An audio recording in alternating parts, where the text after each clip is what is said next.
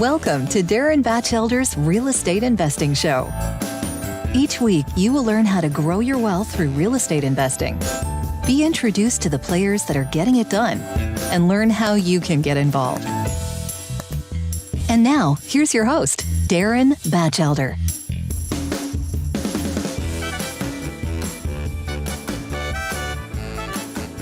Hello, everyone. Today we have a very special guest. We've got Jeremy Roll on the show. Jeremy, appreciate you coming on the show.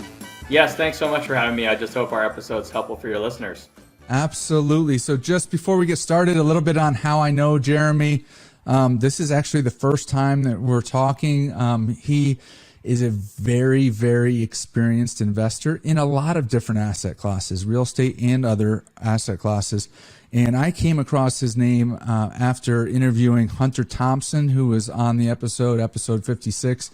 He had great things to say about Jeremy. And he also said that Jeremy was a big part of his, beginning part of his journey.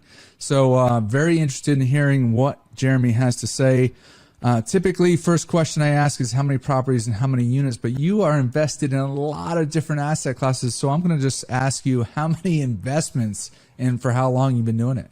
Yeah, so it's actually a funny time we're talking about this because tax time's coming up and, we're recording it just before the tax deadline and I'm in the middle of dealing with all these K1s. So, and then inevitably I can't get them all on time, but so it's a good problem to have.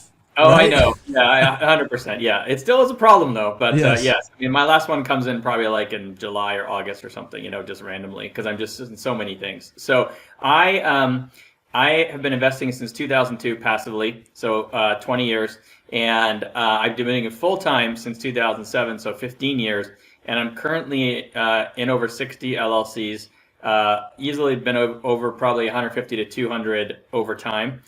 So I'm kind of hyper diversified, and to be totally honest with you, I really don't necessarily recommend it. It's a little much, but because I do it full time, and because if you're doing it full time for that long, a lot of opportunities come your way. You end up really highly diversified over a very long period of time. So that's my situation. That's fantastic. So, one thing that was very interesting when I reached out to Jeremy was that, he actually came back to me and said, "Hey, Darren, man, I'm kind of looking at this as being, I'm on a little bit on the sidelines. Do you want me to come on your show?" And I'm like, absolutely. Look, we're late in the stage, in the cycle for both, stocks and real estate and other investments. And I want to hear your opinion. So with that, share your opinion on why are you on the sidelines? Absolutely. And I should really warn everybody, I'm not a financial advisor or an investment advisor or an accountant or attorney. So just anything I'm sharing here, just my perspective as an investor. So first of all, I tend to be really low risk, just personality wise to begin with, to be fair, right? So I am currently on the sidelines because I am concerned about asset price adjustments coming up. And the reason why I'm concerned about asset price adjustments coming up is a combination of increasing interest rates and what I think is a high probability of a recession. And I can get into a lot more about that, but in the nutshell, that's really why I'm on the sidelines right now. Now, when I say I'm on the sidelines, I'm still making actually many investments. There's always investments that make sense at any time. I've had to pivot and really kind of create a few buckets I'm focused on that I wouldn't normally prefer to be focused on, but that I think makes sense right now, because I think also at the same time, the worst thing an investor can do right now is sit on cash at this inflation level, right? And so Ray Dalio, biggest fund manager in the world, he's got a famous quote, "Cash is trash," at the moment, and I couldn't agree more. I mean, you're just eroding through your cash if you're not deploying it. The big challenge of this moment is how do you deploy it? And I just had a call with someone this morning with the exact same conversation, is how do you deploy it in a safe manner if you're really low risk, while not taking too much risk, for the return, but also making sure you're actually getting it working at the same time. And that's a huge challenge today. So can you answer that question? Well, that's a good, the best I've been able to do is the following. I'm focusing on three buckets for myself of what I'm investing in, okay? And multifamily definitely falls into this. It's just a question of finding unique. So first bucket is what I call short-term opportunities, right? Because one of the concerns I have is how do I keep my money going, but also maybe get access back to it in a year or two so that I can redeploy it in what I think will be a better pricing environment from an asset price perspective, right? So one really easy example of that is I've been doing this since probably 2008 or 9, but hard money lending, where you're lending money to someone flipping a single family home, you're the first position loan. If you do it in a way where, if you really want to be low risk, no leverage, and the proper loan to value, my opinion about this year is that because of the really strong lack of supply of single family homes, I don't necessarily think we're going to have the same year-over-year increase in 2022 as we had in 2021. That was just a huge discrepancy between supply and demand. I still think supply is too low. I still think that even though the year-over-year growth would be lower, I still think there's going to be growth, and therefore I still think it's a good investment to make from a risk-reward perspective to get some of the cash working, short term. So I'm doing some of that. So I think that's interesting. With that, bringing that towards multifamily too, I know one guy who is filling the gap on the multifamily side. So say a syndicator needs to raise $10 million for an acquisition, and they're going to close next week, and maybe they're $1 million short, and they can continue to raise after closing, but they need that $1 million next week. So I know somebody that will step in, do that loan, 90-day loan, short term, and then end up getting out quickly and can end up redeploying that. So do you do anything like that as well, or just focus on single family? Well, let's just say that I would do that under the right circumstance. But so a lot of the challenge with the short-term loans is that there has to be a minimum return. So let me give you a really easy example. And this is not what you're talking about, but just to make it really easy. So let's say that somebody wants a $25,000 loan for 90 days, okay? And there's legal costs associated with it. You may have to have an attorney look at the agreement to make sure it's okay. You have your own time put in.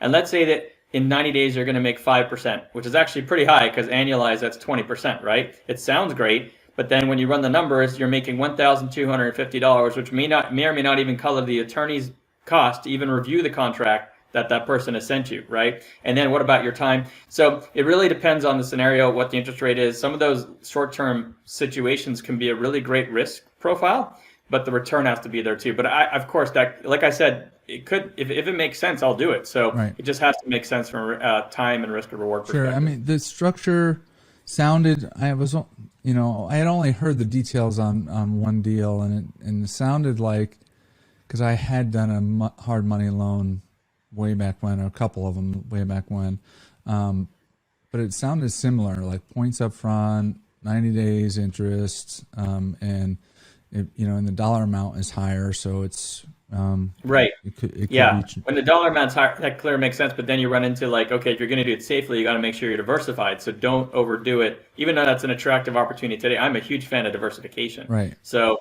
just in keeping the risk, you just have to factor all this stuff into the exact scenario. But it could definitely make sense. Okay. So short-term opportunities, and the big thing there is putting your money to work, but then getting it back so you could redeploy it when there is better opportunities in the market. So what's number 2 and 3?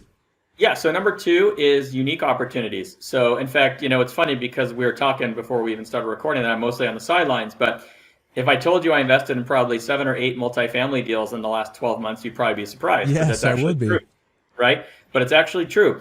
Each single one of them was a very unique structure that gave me the comfort level at this timing. They were all tax abatement opportunities where somebody was buying an apartment building under contract as a regular market deal, highly occupied, and then working with the housing authority to convert it to a partially, typically 50% income restricted building. And then there's a lot of tax abatement. In the deal I'm actually investing in right now that's live, it's 85% reduction in taxes, right? So you're actually reducing 41% of your expenses with no hit to the income, because the key to that deal is that you have to buy a property that's so under market rents that you're actually conforming to the maximum rents as an income restricted tenant at the time without touching the revenue. It's already there, right? All right. And you're talking to someone that's you're gonna have to go a little slower. So how does that? Absolutely. How does that work? So it's a multifamily deal. It's highly occupied. So 90% plus occupied type deal. 95, 96, 97%. Right. So occupied. that in itself could be an agency loan type of deal. It actually is an agency loan. It is an agency loan type of deal. Okay. So now, when do you get involved? After they've already closed it, or when the buyer is coming on and they've got it under contract? No, just think of it as a regular acquisitions, the regular due diligence escrow timeline. The difference is that the sponsor has already negotiated a structure with the housing authority in that local market that if they found the appropriate property, that they could actually use this new structure for the tax abatement. So it's been pre-negotiated with the local housing authority. So they already have that under place when they're in contract. Yes. So the one contingency that exists in these deals is that the sponsor does not have to close unless the housing authority signs off on it. Gotcha. Okay. So they can pull out. Now, so otherwise, it's like a normal deal, but the structure has been predetermined and pre-negotiated with the housing authority. So, Jeremy, I may have already asked you this, but can you just explain a little bit more on the tax abatement, like what that is and how that works? Sure. Yeah, no problem. So I know it can be a little complicated for sure. So the way a tax abatement deal works is that the sponsor would have to pre-negotiate the structure with the local housing authority in advance. And normally the sponsor is going to target a building that is way below market rents, like really not just like someone who's claiming it in marketing materials, but it's actually below enough market rents, like low enough that it'll conform to turning half of the building into an income restricted building, right? With certain below area median income requirements for half the tenants. And the strategy is that you can turn a building into 50% income restricted, have no impact immediately on the revenues because the rents are already conforming to what the housing authority needs for those half units, right? It's really below market.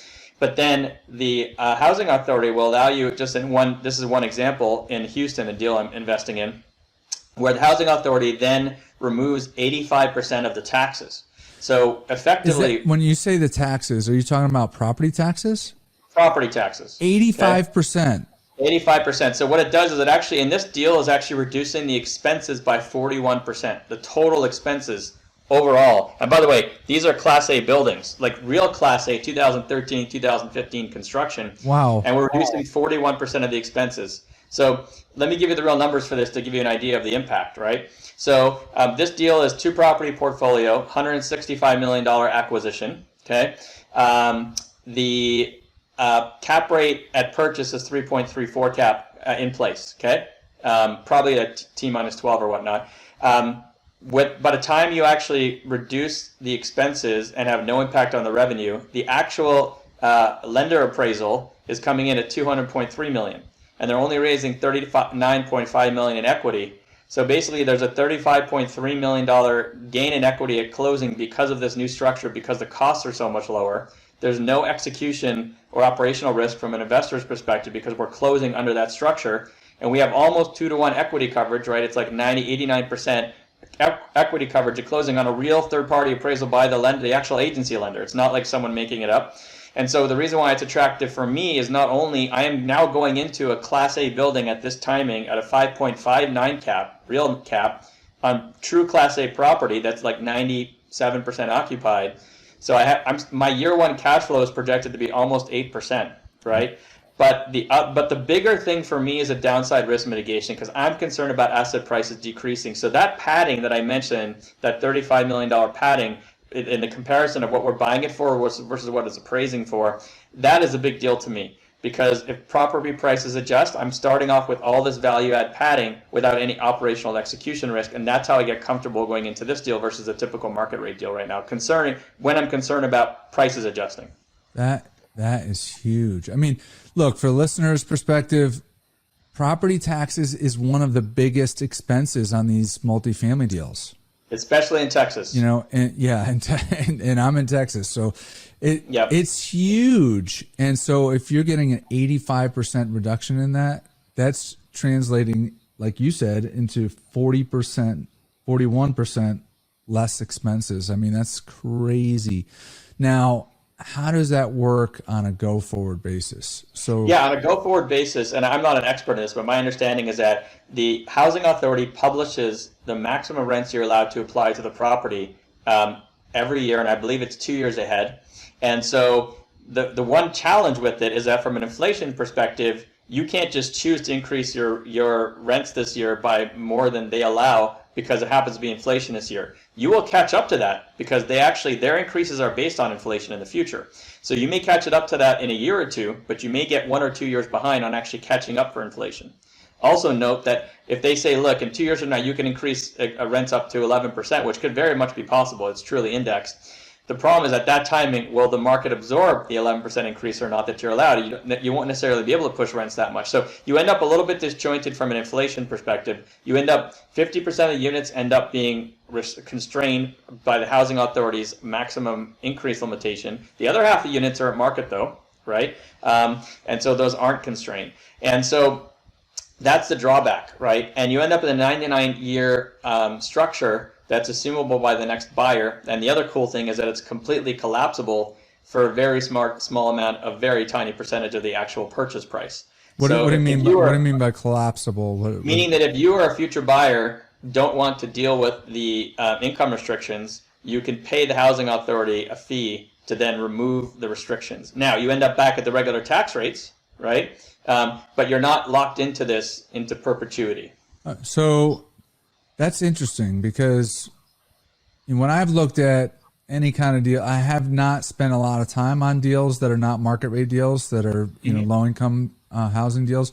But when I have looked at them, most of them have had it's 20 years and then there's a line in the sand. And then after that line in the sand, there's another 10 years.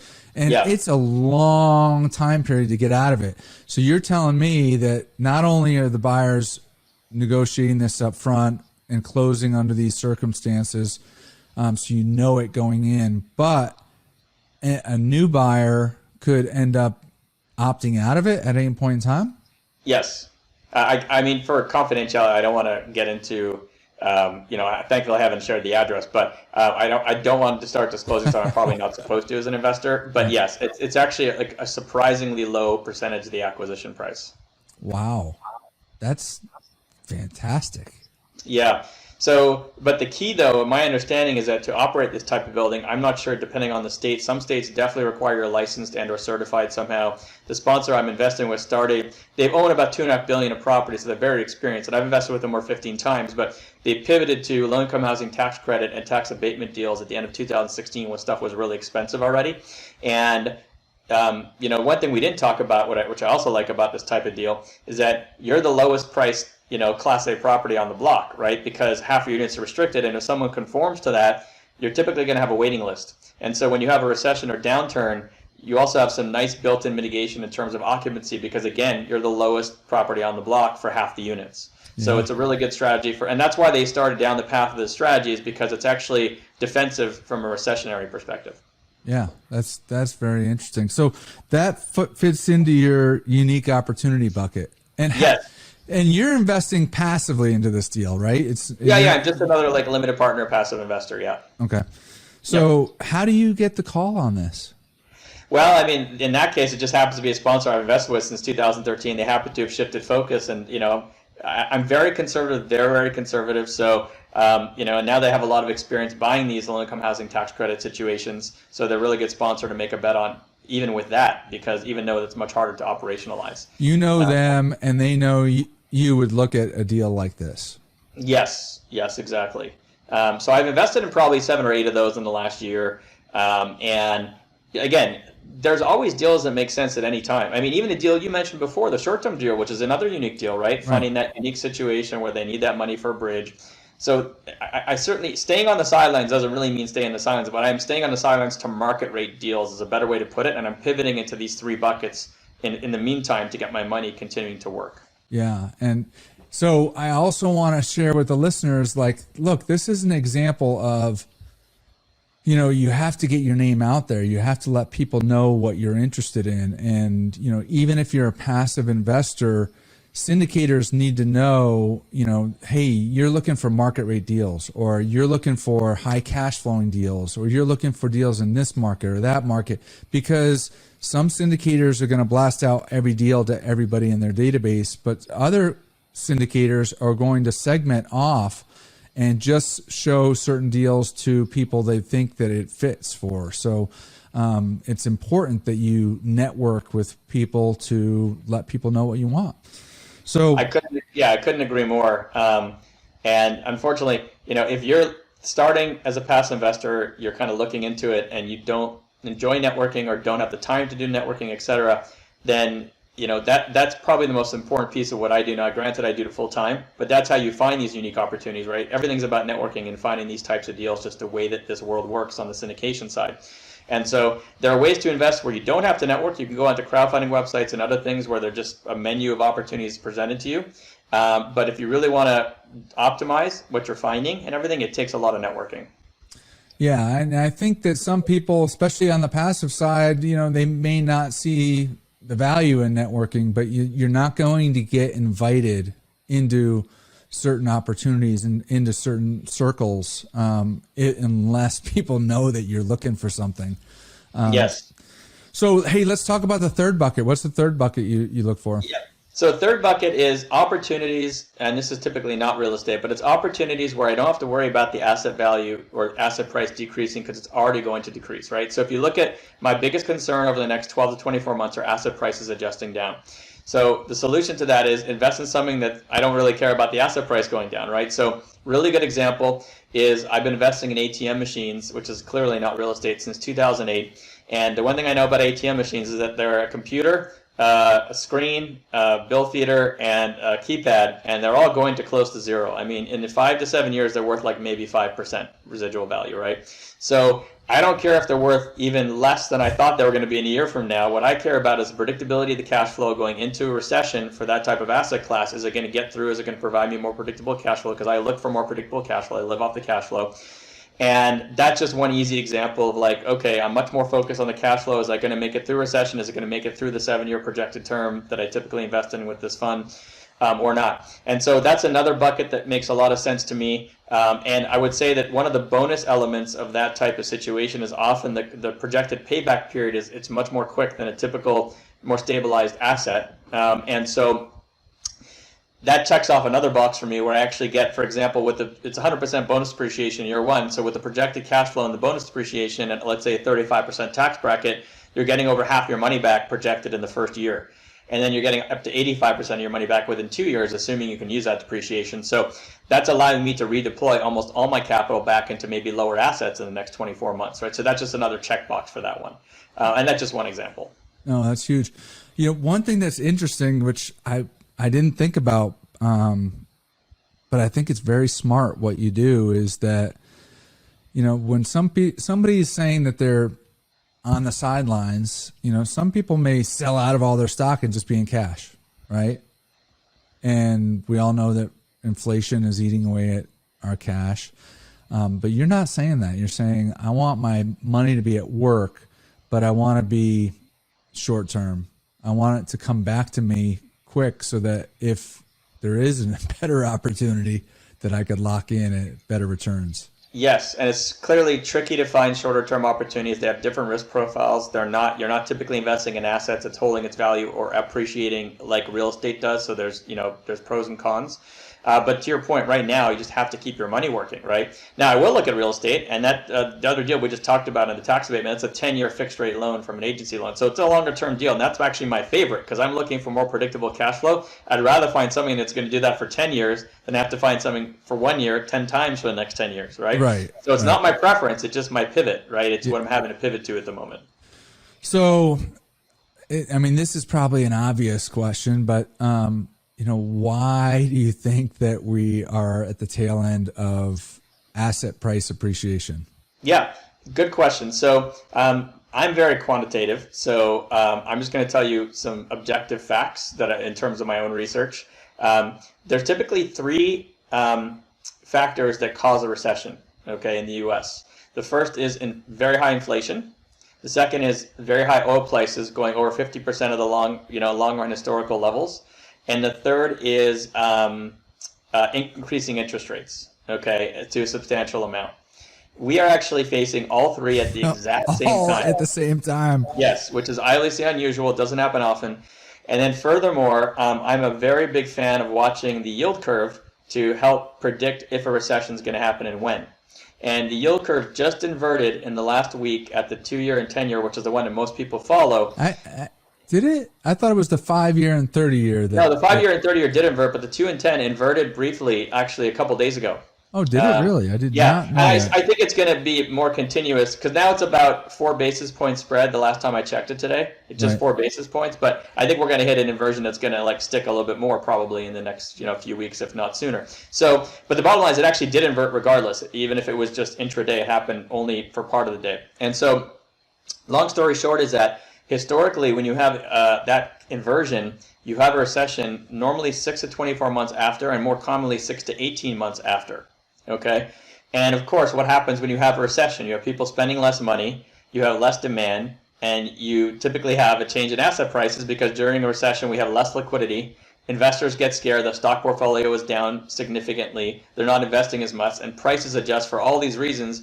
Not the least of which are the other reasons we mentioned, right? Inflation, all these other problems, and so.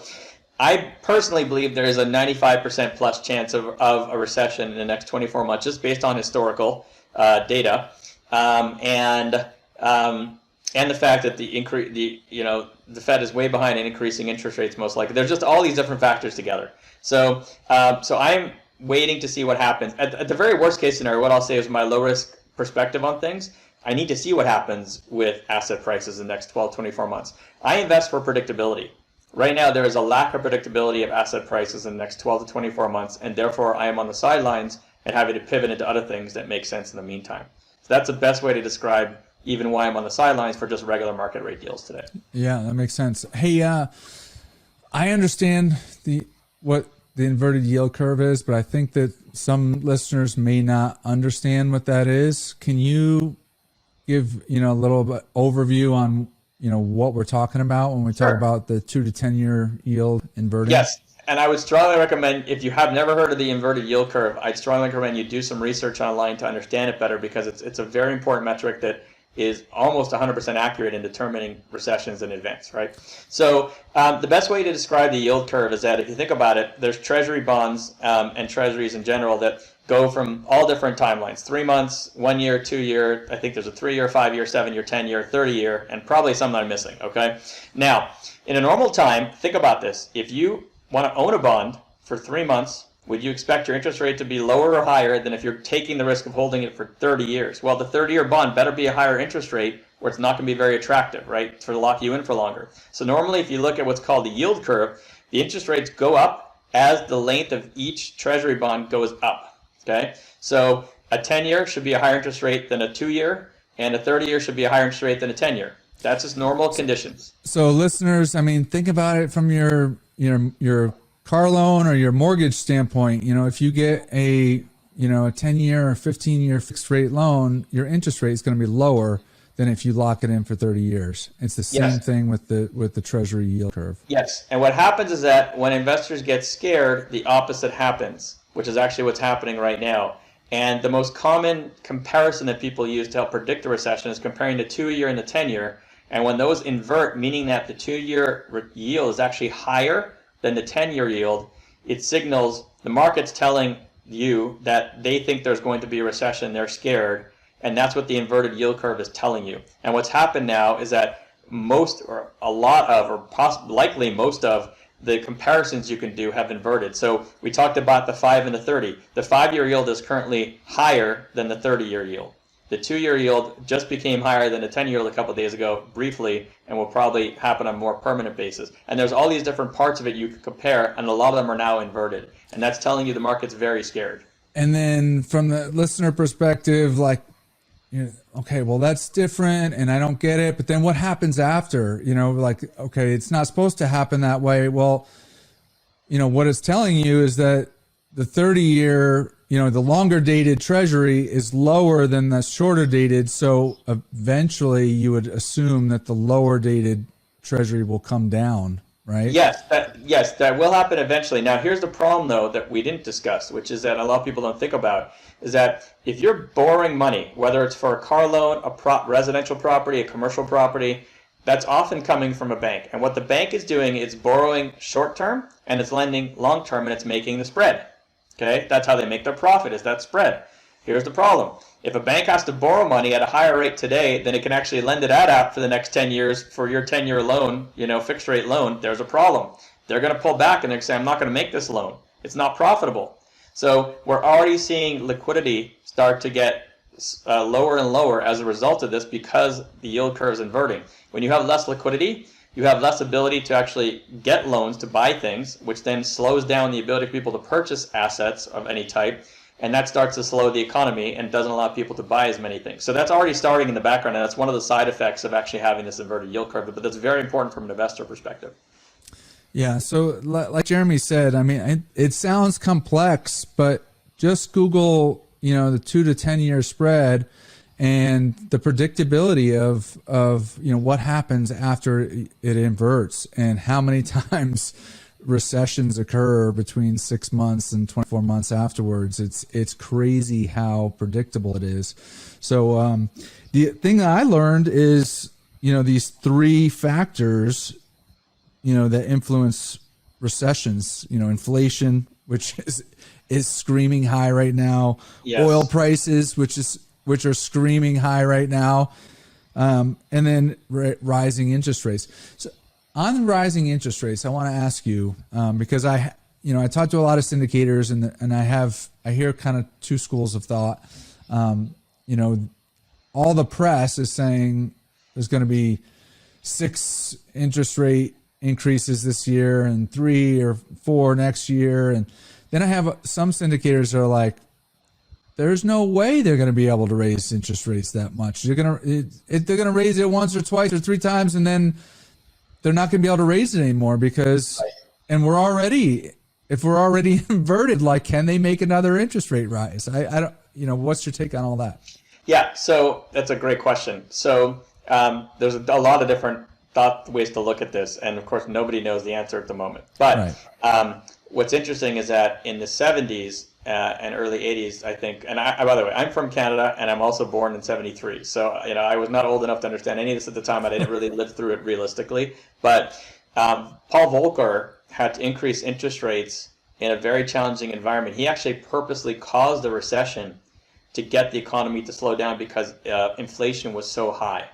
And I believe a lot of people currently believe that Powell is going to have to do the same thing.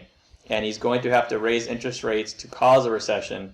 And what's happened is that the market doesn't wait around for him to raise rates 6 times.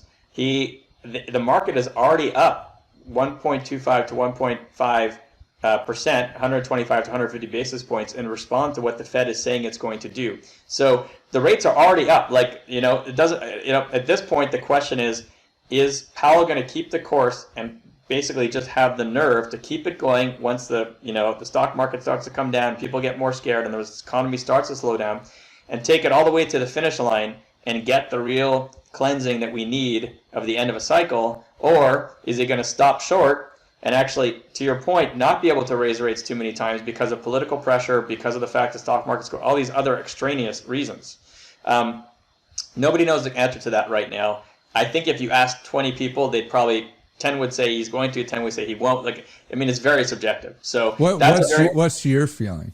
Yeah. So, first of all, just being a very quantitative, objective guy, it will bother me if he doesn't take it to the finish line because the economy needs it, and we need the proper reset. When you look at the way that the Fed has behaved and supported the market, and it had just an unbelievable amount of quantitative easing over the past 10 plus years, I have a hard time believing they're going to take it to the finish line, but I hate saying that because I think they need to take it to the finish line. So I'll tell you what, though, the only thing I could do is sit around and wait, right? And this is what I'm doing right now. I have no other choice. But I also need that to happen so I can get that predictability back, right? I need to know where they're going to take it to without knowing, because if I buy something today, but then they raise it 15 times, well, that was a mistake, right? Or if I invest in something today, I should say, and vice versa. So the most I could do if I want to reduce my risk is just wait it out and see what happens and see the hints and directions they're taking it. I'll tell you what I'm actually equally as concerned about, actually, which is quantitative tightening. So I don't know how many people out there know this, but I believe the Fed, and I've heard different numbers. I've seen that the Fed actually owns between 28 and about half of all mortgage loans right now. Okay? in the U.S. 28% to 50% of all Yeah, and mortgage obviously loans? I'm using a wrong number. There's a real number, but I've heard both. I've actually read both in the last few days. I don't know which is actually correct. But either way, it's a quarter to half most likely is correct, okay? So they're supposed to start something called quantitative tightening, which actually implies that they're going to start selling these off, okay? And they have a few trillion of these. And the problem is there's no buyers out there to actually, if they want to sell them all off, that's probably impossible, right? There's no buyers. And so at least there's not nearly enough buyers. But by definition, when they go to start to sell them off, if they actually do that, it's something they haven't started yet, but they said they want to do. If they start doing that, that should actually drive interest rates higher for loans, because they're increasing the supply of loans out there without the same demand of buyers, because they were one of the buyers, right? So that's something I'm watching very carefully too, because even if they can't get through all their interest rate increases, that will theoretically increase interest rates as a secondary measure. So it's not just watching the interest rate increases themselves. This is a very important point as well. Absolutely. So there's, if you look at YouTube and listen to podcasts, there's some pretty high level people that are out there saying that this is not just going to be your normal everyday recession, that it's going to be, the next depression, that it's going to be huge based on all of the quantitative easing that there's been, all the pumping of money into the economy. What's your take on that? Well, regular recession or? Yeah, I could tell you that the market, meaning traders, are already predicting that there's going to be 3 to 4 25 basis point decreases in rates in 23 and 24, sometime in that time frame, because the Fed's going to hit the wall. They won't be able to continue increasing. We'll be in a recession, and then they're going to have to provide a more accommodating policy to help get us out of the recession. I will say this. I'm not saying this because I'm optimistic. I have to go with what the Fed has done. I actually rather they not do this, but I fully see them restarting quantitative easing again to help save the market and all this stuff. And again, the question is, if power really needs to take it to the 0 yard line on the football field, is he going to the 50 or is he going to the 10 or is he going to the 0, right? And that's something we don't know. But I do believe that wherever he stops, he's going to start providing a ton of quantitative easing again. And I believe that there's a lot of reasons why that has to happen from a societal perspective, etc. I don't like where we are. I think we're way beyond the line of debt and having all kinds of other long-term structural problems because of it. But I have a hard time believing that the Fed won't step up and start being very accommodative very quickly, given how they behave for the last, it's frankly even 20 years, right? It's not even 10 years. Right. And so I have to go with what they've done historically. Like, what I have to do as an investor is be objective and take historical data and extrapolate it into the future. I can't really, as a baseline, assume they're going to change their behavior. I think that's not the smart thing to do. You have to assume they're going to behave similarly. So that's what I'm going with, but I don't know. We'll have to see. Right, we'll have to see. All right, here's your take on this. We've all heard this before. This time is different, so real estate prices, residential, have gone, crazy. Multifamily, all kinds of real estate has gone crazy. We've had cap rate compression, interest rates down to, historic lows. Now we're starting to turn the other way. And that's where, gives you concern about decreasing asset prices.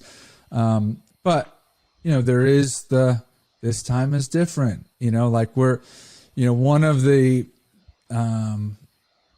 arguments for that is, look, we don't see the stated income loans and no doc loans, in the residential. Yes. These are people that actually have money and have jobs and have income. And so that's why this market will not slow down and it won't go back. I'm not saying that that's the case. I'm saying that that's an argument I hear. So, what's your take on all that? Yeah, great question. So my first response, because I read this all the time now, is one of the funniest things I think I read is the consumer is in good shape. There's not going to be a recession. Because was the consumer in good shape in January of 2008? Sure. They had a ton of asset price value. Was the consumer in good shape before the dot-com crash crashed?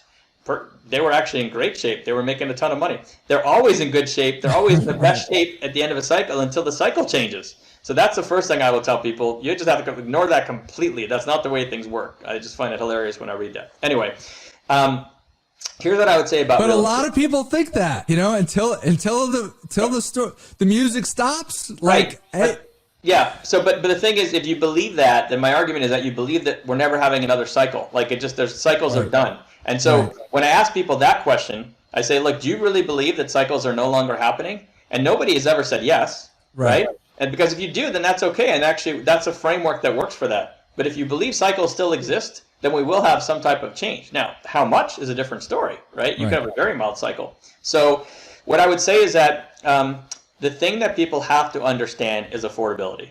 Okay, so let's take single family homes. I'm going to give you some data. In California, and this is research has been done by Bruce Norris, a really well-known investor who used to live in California, lives in Florida now, great guy. He's done research for decades. He's been investing probably for 40 plus years, I think. And he shows us that in California, once you reach an affordability index of 17, you've hit the end. We can't go any further, and that's when things start to actually roll over. Okay. Now, where are we today? I'm waiting on the Q1 California Association of Realtors Affordability Index to be published to see what happens with slightly increasing interest rates by that time. Plus, housing prices continue to be very high year over year. We'll see. I think we were at 26, if I recall, in Q4. Okay. wow. So there was still some room to go. Okay. But if you just want to be an objective person and not get emotional about this, you got to look at affordability and say, if prices doubled tomorrow in California, who's going to lend to the person that doesn't have the income to support that price? Nobody, right? No responsible lender is going to lend, right, to that person. There's going to be 1 or 2 or 3% of the population that can actually afford that loan. And if they're not the buyer, no one's going to get a loan for it. So objectively speaking, affordability is the number one thing to look at, because I would tell people that yes, all the circumstances are different. There aren't these no doc, no income loans. All these things are not the same. But if we hit the end of affordability, that means the cycle is theoretically done, and then we will have an adjustment. What will that look like? I don't know, but Right. that is the objective way to look at it. I think that is a very smart way to look at it. Actually, I was living in South Florida back in the early 2000s, and during 2002 to 2006, I was working for a large bank on their trading floor, trading large loan portfolios between banks. And that was what I was saying. And I actually told my wife, let's sell our house. Prices are going up 20% in Florida and incomes are going up 3%. And at some point, something's got to give. But, her response was, well, one, where are we going to live? And I'm like, oh, we'll just move into an apartment. And second thing is, well, for how long? Yes. And I'm like, that's the part I don't know. I don't know if this is going to continue to run for a year or another 3 or 5 years. And she's like, we've got 2 young kids. Like, we can't live in we don't want to live in an apartment for 5 years. Right. And so we didn't. Right. And it did adjust, and we could have sold, significantly higher than we did. But that is a real thing, affordability at some point, and that will hit, I believe that will hit not only residential, but it will also hit, rental rates, but, the other side of the equation is, okay, well, people lose their homes and they have to move into apartments. So that's right. But again, let's go back to the same argument though. By the way, they're not necessarily wrong. So there was a large shift to rentals between 2009 and 12 or 13, and apartments became extremely popular. It was the most popular asset class at that time because it made logical sense. People were going to be renting more. At the same time, though, if you continue to compound rents at a 15% clip, what we've been seeing for another 3 years, you will not be able to find a qualified tenant. Because you are going to be careful as the owner to make sure you're renting someone who can afford the rent, because you don't want them to just sit there and squat and not pay the rent. So everything has its limit, right? And of course, every market's different. But that's why I go back to affordability. Just from an objective perspective, there is a wall to affordability for anything you look at. I mean, there's even a wall to affordability for Ferrari. If they increase their prices by 10x, they would sell probably 5% of the cars they're selling, and they'd have a big problem. So it applies to everything. Right. All right, so affordability, you didn't bring it up. I'm bringing up timing. I've been surprised at times how long, like when something seems obvious out of whack, how long it can continue to run before it corrects. Yes. So what's your take on that and where you think we are? Yeah, great. So look, real estate takes a long time to adjust, and it's because it's in a liquid market. It takes a long time to sell a property. You don't just sell you're not selling an Apple stock and the next person selling Apple stock like a millisecond later, and the price is just constantly discovered. So this bid and ask spread between what someone's asking for a property and what you're willing to pay takes a long time to adjust, and it takes a long time psychologically for the seller to adjust downwards. That's how a typical end of cycle and beginning of adjustment works. So real estate could take a couple of years to properly adjust depending on what it is, right? I'm referring to residential here just to kind of make it easier to understand. The other thing to your point is that a cycle typically lasts much longer than you expect it to, right? But there are some telltale signs, and I'll give some people some right now because we haven't quite hit the recession period yet. So in 2008, I distinctly remember, because I was like you, was actually on the sidelines between 05 and 08. I was very young. I was going to dinner parties with my friends, telling people there was going to be a house market crash, and they thought I was nuts. All of them thought I was crazy. And it was a very long period of hearing that. It was very annoying. And in 08, I go get a haircut. My barber's like, hey, yeah, I'm flipping a home, right? And that's when you know you're kind of at the top. Like everyone's doing it that has, on the side that is much more difficult to do, and everyone's getting access to the loans to do it that wouldn't normally get access to it, et cetera, right? So that's one easier way. Or like you get into a taxi cab in 2007 and that taxi cab driver is flipping homes. And I'm not even exaggerating. This is true stories, right? In 2020, I was telling people, you know how like your barber and your taxi driver were flipping homes in 07? What were they doing in 2020 and 21? They were buying and selling crypto. Okay, same thing, different time. Same thing, different time. And a lot of them were making a lot of money, right? And I'm not trying to single out crypto. I just think it's a similar indicator. I'm not saying that crypto is going to go down or up. I have no idea. That's one thing I definitely don't know. But the point is that that's another indicator of the top to me. It's the equivalent indicator, right? And so we've already seen a pretty large adjustment in multiples for startups. That's usually the first one to fall because it's the highest risk. And as of January, when the NASDAQ started to go down, there was a big adjustment in the secondary and private markets for startup valuations.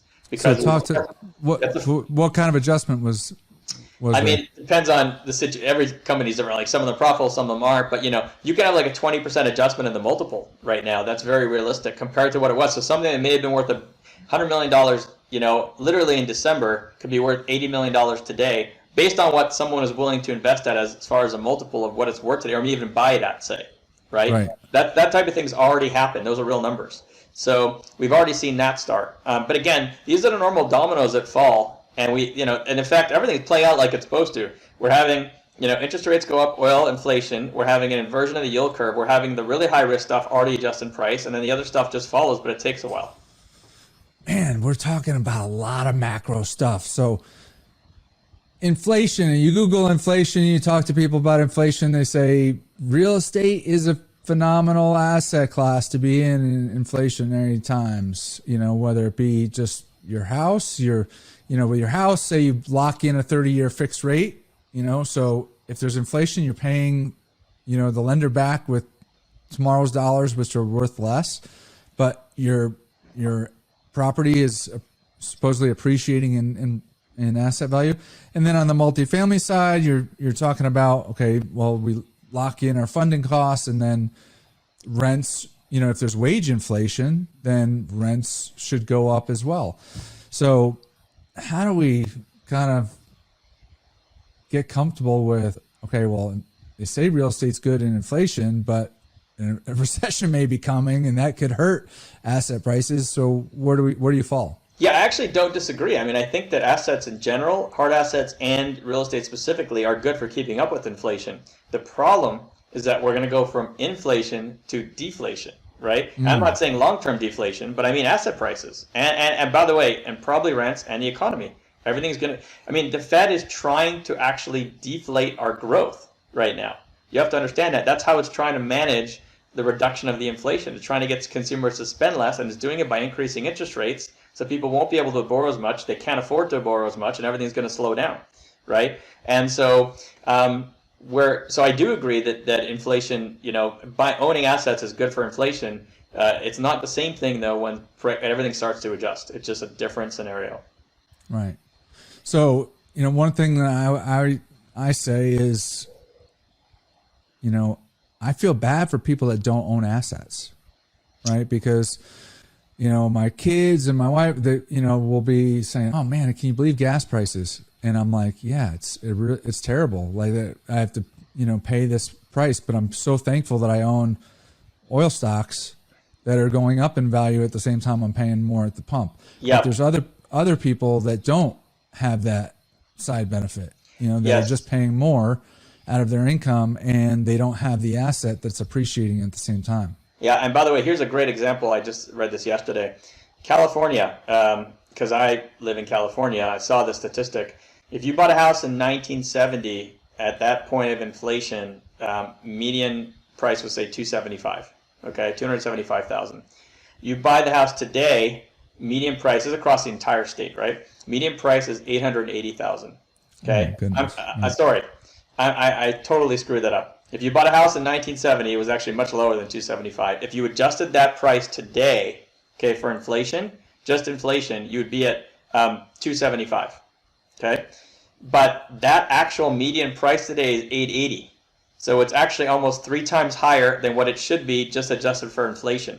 The difference is that asset prices have increased way above inflation in this particular state for a very long time, compounded, and now you're way behind, right? So that's another example. I understand your point, and that like you're talking to someone who lives off cash flow. So I'm fortunate to have all these sources, and now I can pay for the extra gas.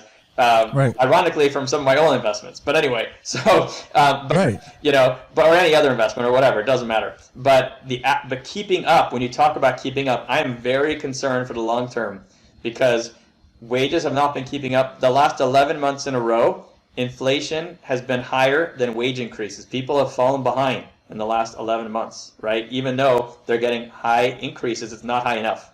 Right? And over the long term, if you don't own assets, you can easily fall behind because so much money has gone to assets and they become more and more attractive over time. So I cannot agree with you more, and I think it's going to have a worse and worse impact over time on the middle class and on people in the country, unfortunately. Yeah, absolutely. I mean, I personally think that's one of the, this show really isn't focused on that, but I think that's one of the biggest risks, and Ray Dalio talks a lot about that, is the disparity between the rich and the poor. It just keeps getting wider and wider. Hey, talk about, you mentioned crypto just a little bit, but I know that you're invested in not only real estate, but you're also invested in businesses as well. But on the real estate side, what's your take? I don't know much about crypto, but I've been starting to try to read about it. And what's interesting to me is the underlying technology of blockchain. Like, to me, that more so than, having another, currency to trade, is that underlying technology, I think, can be applied to a lot of different things. And I don't, I liken it back to when I saw the internet and I was like, man, this is going to be huge. And I think that blockchain has the opportunity to be huge. What do you think about tokenization and blockchain and its impact on real estate and the liquidity of real estate? Yeah. So this is a really important topic to me. I've done a lot of research on it in the last year or two, because if you look at my situation, all the investments I have are illiquid, meaning that it's illegal for me to sell them in the first year, I believe, due to the SEC laws. And then after that, I got to find someone to buy it. We don't know what the value is. I normally have to sell at a discount if I want to, because someone else is taking a risk on buying it for me. They don't know what it's worth. And I'm not going to normally spend tens of thousands of dollars on an appraisal, depending on what it is or how big the fund is. And so if I could have liquidity of selling some of my shares at any time, that's a huge game changer for someone like me, right? That's one of the challenges or the cons of investing in syndications. They're very liquid. Now, a couple of things I want to point out. First is use the word tokenization. And I just want people out there to understand exactly what that is, because I think that is, in my opinion, it just sounds more complicated than it is. Tokenization just means digitization, right? It just means that, you know how you sign a subscription agreement, you sign a paper, and now that's accepted, and now you have shares, okay? And it's on some ledger somewhere. Well, the digital version of it is just your digital ownership of it. It's that simple. I would urge people not to make it more complicated than that, because if you just keep it that simple, it becomes easier to understand, Okay, so the concept is if you're able to digitize your shares and you have some type of security behind it, knowing that you really own the shares, right, and that can be validated, then you can sell them electronically. Okay, so that's the tokenization part. Now, to be totally honest with you, I spent a lot of time, because actually I've been an advisor with Realty Mogul since before they launched in 2012. It's one of the biggest crowdfunding sites. And my thought a year or two ago is, okay, what's next? What's the next big thing? And I thought tokenization was going to be the next big thing. And I'm like, well, who better to look into this than me? And then I'm going to benefit hugely if it actually happens. And actually, can I even help to accelerate the adoption, right? Through my network of sponsors, investors, other investor groups. Can I actually I thought I could. I really did, because I have a big network. And what I discovered, without naming any names, is that the tokenization companies that can actually execute all this on behalf of sponsors and investors are currently charging, in my opinion, for non-institutional deals, too much money, to the point where the hurdle is too high. And this is based on me talking to multiple sponsors about the fees, talking to multiple platforms about the fees, and coming to that conclusion. And someone who wants this to happen, coming to that conclusion, that I think it's going to happen eventually. I think the fees are the current hurdle. And I think that once the fees are able to come down enough, whether it's just that technology costs less over time or whatever it's going to be, I do think that's going to happen. I think it's going to have a huge impact on investing in this type of stuff in the next 5 to 10 years. I'm not optimistic for the next 1 to 3 years, though, at the moment. So no, that makes sense. That takes away a lot of, I mean, if it becomes more liquid, it can get a lot more people in the game. It could also provide people like yourself that has a lot of illiquid investments the ability to provide some liquidity if you need it. But so my experience also is that the more liquid a market is, returns tend to be squeezed. Yes, I 100% agree. I do expect that will happen, and I expect as an investor I'm going to have a choice. I can invest in a deal from the beginning that I know is going to be tokenized at a lower return, and I have the liquidity option, or I can invest in a traditional syndication I do today at a higher return. And I think that the terms for investors and other things may be a little worse in the tokenized, because I think the sponsor will be able to command that, because they know they're going to be providing that huge optionality for the investor. So I 100% agree. And my intention is to have a portfolio that's combined of the two. I want to have some higher return and some lower return that's more liquid, and that's exactly where I think it's going to go. I want to just point out one very important thing about this. So I'm a seed round investor, so one of the first investors in a company called Start Engine. Have you heard of Start Engine? I have not. They're the largest equity crowdfunding platform in the U.S. for raising money for startups. The largest one. Okay. They actually have their own. So they like an angel investor conglomerate type of so company? Basically, you can go onto that website, find at the moment over 100 companies listed to invest in, and you can invest tiny amounts in a crowdfunded structure. I'm talking about $500 or more type of thing across all these different companies, right? Okay. Crowdfunding. And I think they've raised money for over 600 companies to date. Over $500 million have been raised, okay? Now, they have their own, what I call stock exchange. Technically, it's called an ATS, or alternative trading system. It's kind of a stock exchange light that's been approved by the SEC that's trading stocks on some of the startups right now. It's going to ramp up probably in the next year or two, hopefully. Now, the reason why I mention all this is because they don't use blockchain, okay? And this is a very important point. I don't want investors to get, because one of the things I've found is that these companies that are trying to be the front runners of all this are just making things too complicated, in my own opinion. They talk about this blockchain 102.4 secure technology. To be honest with you, I tell people, like, I'm an investor.